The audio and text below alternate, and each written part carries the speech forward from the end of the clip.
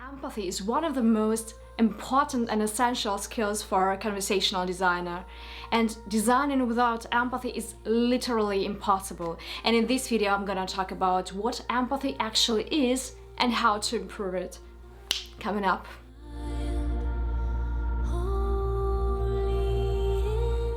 Hey there, Alia here, helping you to go smoother and faster with conversational AI design and development.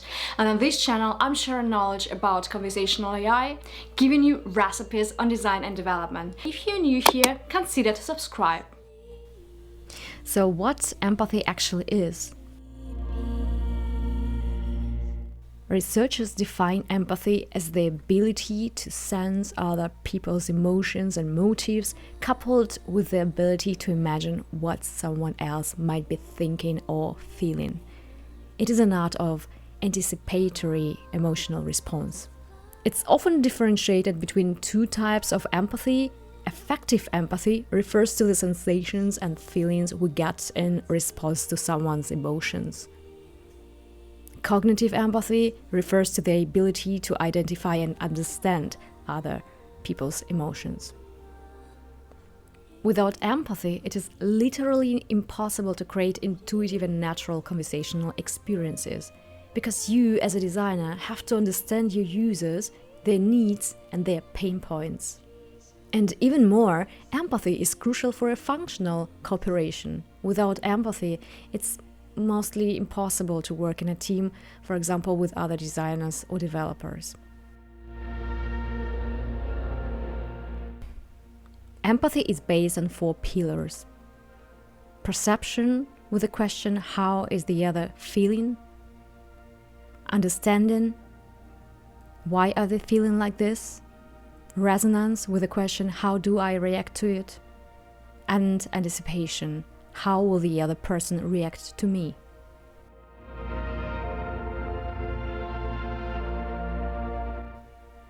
But you shouldn't confuse empathy with compassion. Psychologists often differentiate those two terms.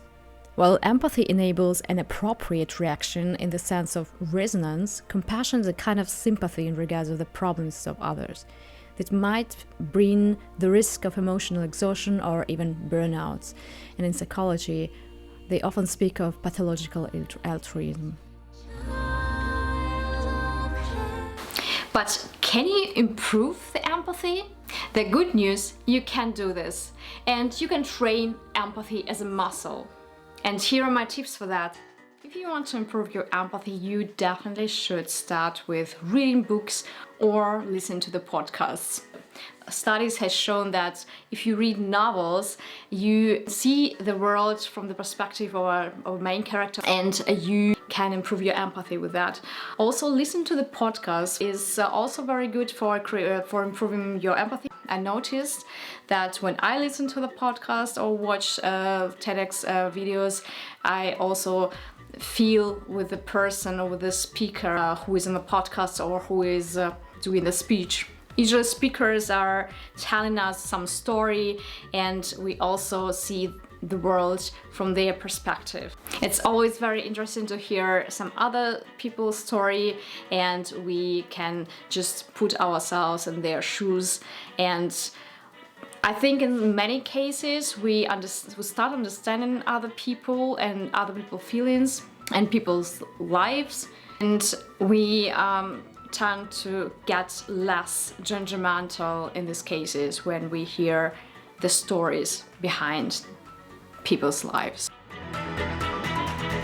Also, for improving the empathy, you should practice not being too judgmental. I know that it's not that easy for many people, but I think it's very important when you become aware that you are judgmental, especially in specific situations. And if you take a moment and realize that you're super judgmental at this moment, you can put yourself in the shoes of the person whom you're judging, and you can understand maybe the situation better. And also take a moment and think of a situation when you have been judged recently And probably you would also right now understand that it's not a nice feeling being judged. So you see, it's actually very easy to judge people, but we don't like to be judged ourselves, right? So just take a moment, think of such situations, and I'm pretty much sure that you will start understanding people a little bit better. And my other tip for that is exchange the roles. And if you're a conversational designer, then you might probably know this best practice for reading out loudly the dialogues and imitating the virtual assistant or a user. So just do it, and you definitely also understand what weak points you have within your dialogues or within your flow, and at the same time you will improve your empathy. My other tip is also to do some voluntary work. Maybe you would like to donate some money to someone, or maybe just clothes that you don't need. My other tip, and one of my favorite ones, is actually virtual reality. While playing virtual reality, you often have like different avatars, and due to the embodiment into different characters, you can see the world or see the virtual world from the different perspectives and improve your empathy. And my other tip would be to get a dog or another pet. I can tell you definitely that my empathy was incredibly rising after I got a puppy.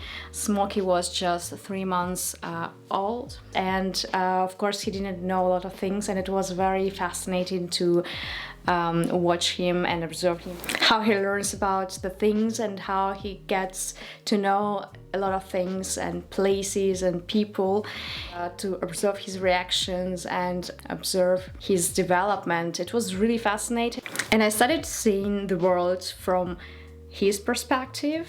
I took a look at the things just absolutely differently, the things which basically were absolutely normal for us, but was absolutely new and fascinating for Smokey.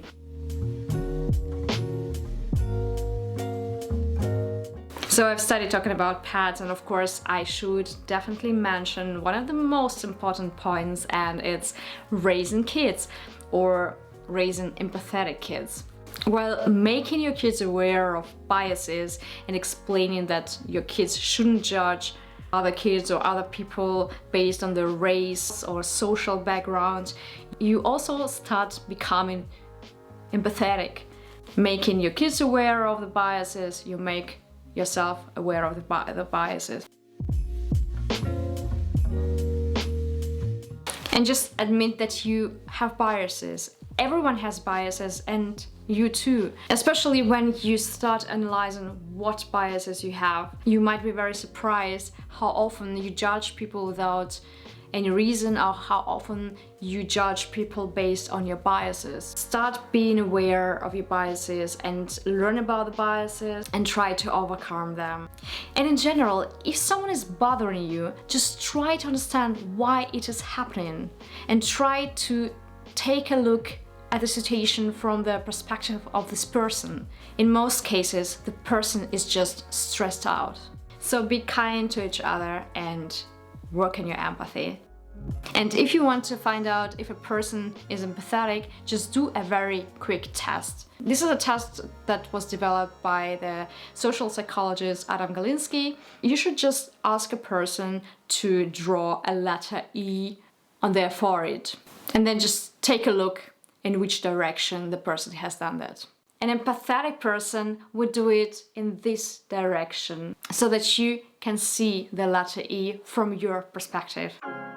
And what tips and tricks do you have for improving the empathy?